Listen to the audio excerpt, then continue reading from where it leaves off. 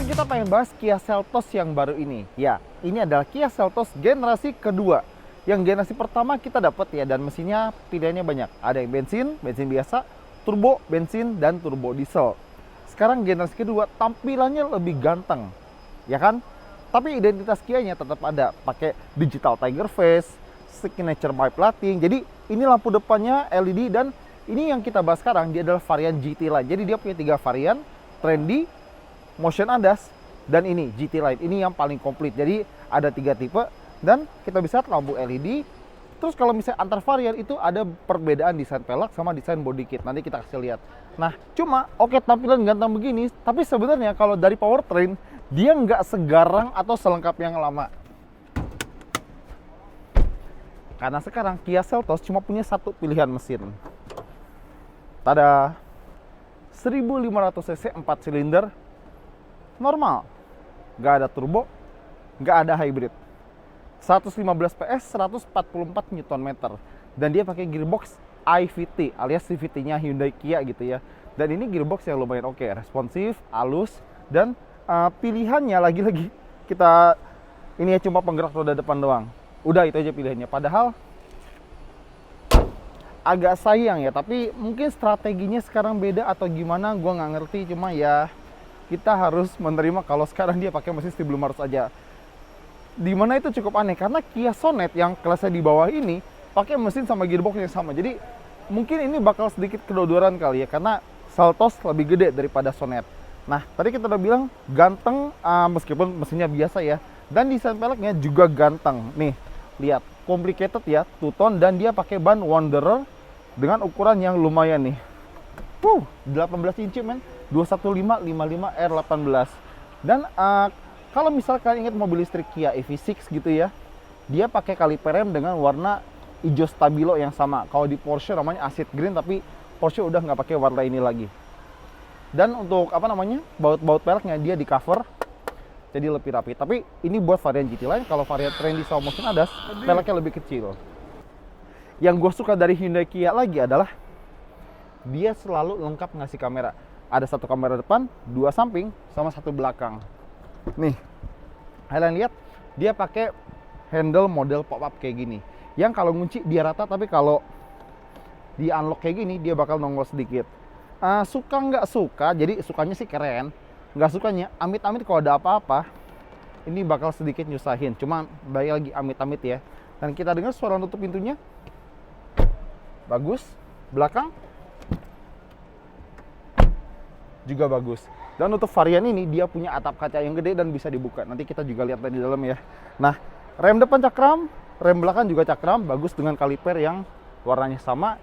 Dan kalau kita lihat ke bagian belakang, di sini mobil ini memang terbukti ya, dari depan, samping, belakang kayak gini sama gantengnya. Signature map lighting ya di belakang sini, dan dia nggak nyambung, ada celah sedikit di sini. Mungkin ini lampu rem ketiga kali ya. Dan sama kayak beberapa Range Rover, ya serius, dia untuk wiper belakangnya ngumpet di bagian roof spoiler sini. Jadi kalau baru mobil udah di sini aja, dia di sini biar lebih bersih dan tampilannya juga lebih elegan. Lihat kan, klimis banget padahal ada wiper. Keren ya.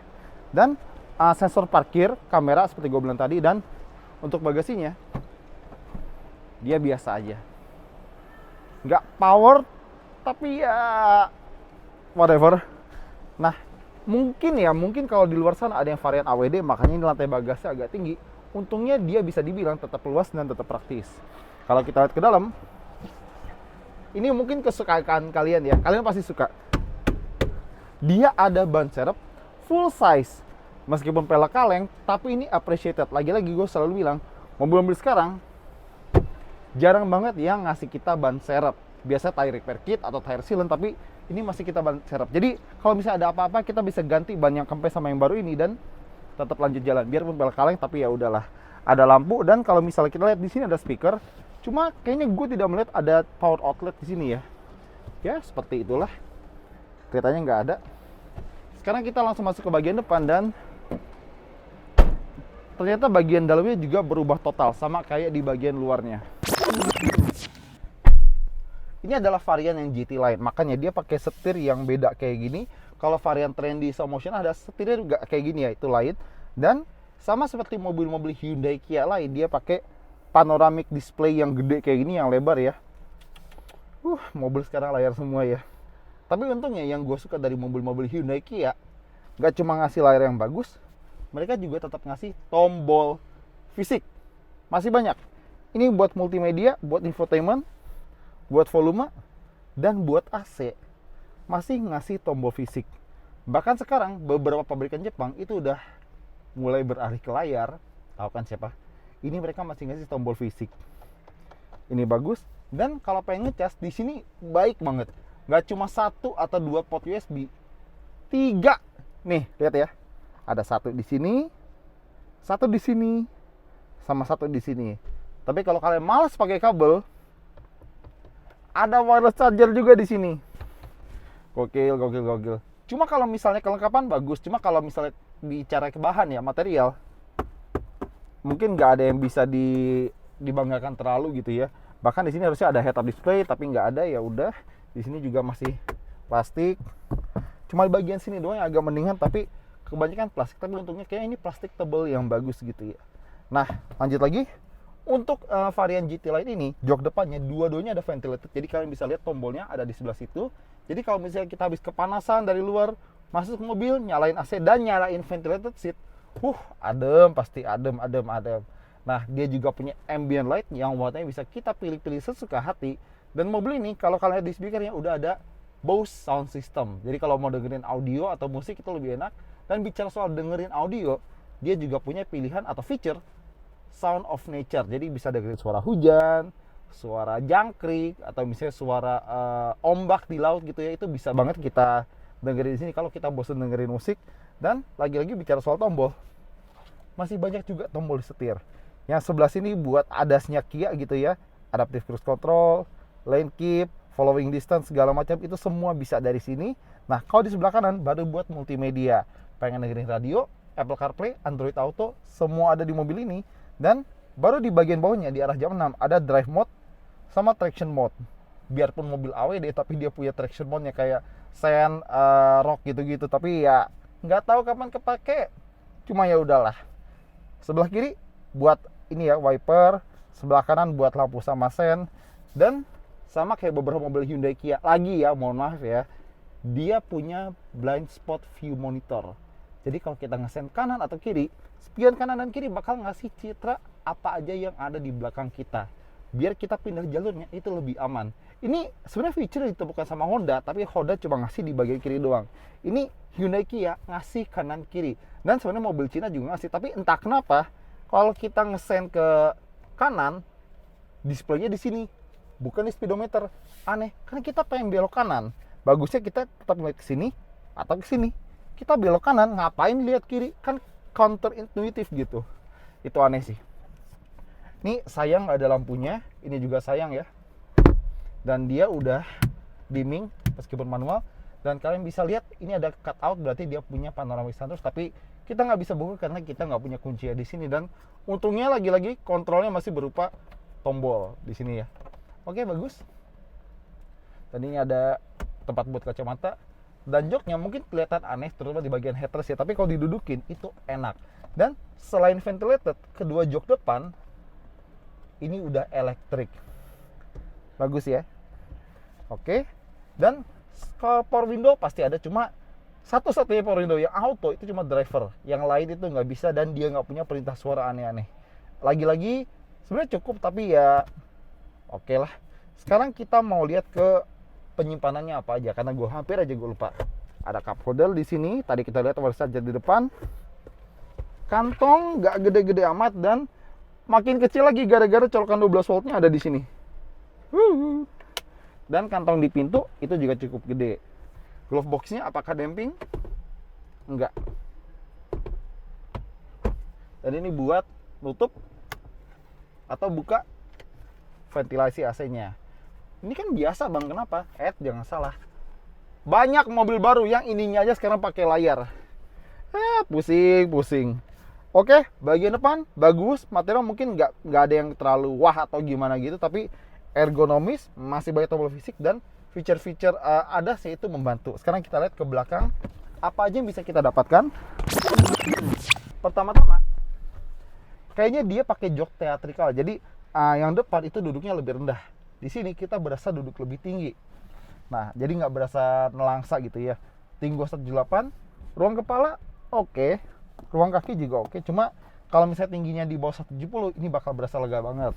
Ada armrest dengan cup holder, dan kebiasaan Hyundai Kia lagi-lagi mereka selalu baik buat ngasih port USB di balik sini. Jadi praktis kalau pengen ngecas gitu ya. Ada AC, tapi nggak ada pengendali. Jadi kita udah terserah aja sama yang depan. Dan di sini ada kantong kecil. Terus di balik kedua jok ini ada kantong, jadi bagus buat nyimpan barang-barang gitu ya.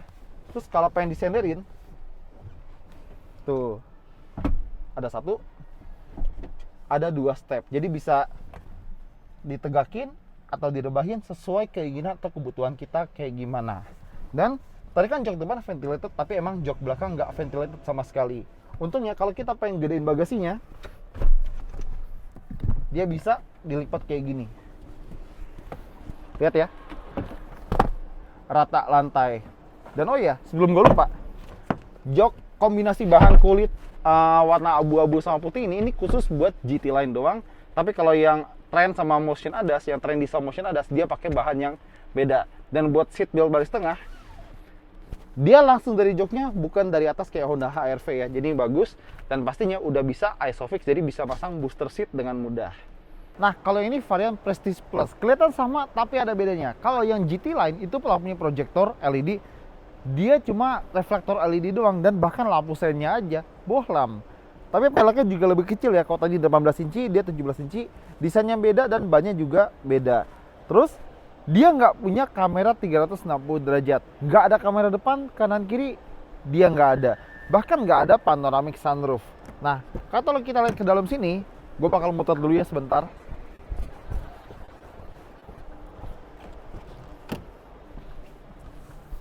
Kayak yang tadi gue bilang, dia pakai desain setir yang beda, tapi karena ini tipe Prestige Plus ADAS, ADAS-nya tetap ada, tapi minus blind spot view monitor karena dia nggak ada kamera yang kanan kiri ya. Terus di sini dia pakai jok kulit yang kualitasnya mungkin agak beda, karena GT Line kayaknya lebih bagus sedikit, tapi dia tetap ventilated. Ya, jadi bagus. Dia nggak ada speaker Bose, dan ya bisa dibilang semuanya bisa dibilang hampir plug-and-plug kecuali perkara sunroof ya. Oke, jadi itu dia beberapa variasi Kia Seltos yang baru. Nah, jadi kesimpulannya gimana tentang mobil ini? Ini adalah mobil yang tampilnya ganteng, gak diragukan lagi. Dan untuk varian-variannya kayak Trendy, Prestige Plus ADAS ini, dan versi GT Line itu, semuanya ada kelebihan dan kekurangan masing-masing. Cuma emang sayang, mobil seganteng ini dengan spek yang oke sebenarnya, karena kita harus ingat ada mobil-mobil lain yang bisa ngasih lebih dengan harga lebih murah. Dia pakai mesin yang tidak selengkap dulu dan tidak segarang dulu. 1500 cc doang, dan ingat adanya pakai mesin yang sama. Kalau dia pakai mesin yang sama mungkin kedodoran kali ya, tapi ya udahlah. Dan di antara ketiga varian si Trendy, Prestige Plus ADAS, terus GT Line, mungkin yang worth it adalah si tipe tengah ini, Prestige Plus ADAS dan GT Line. GT Line juga boleh kalau misalkan ada dana ekstra.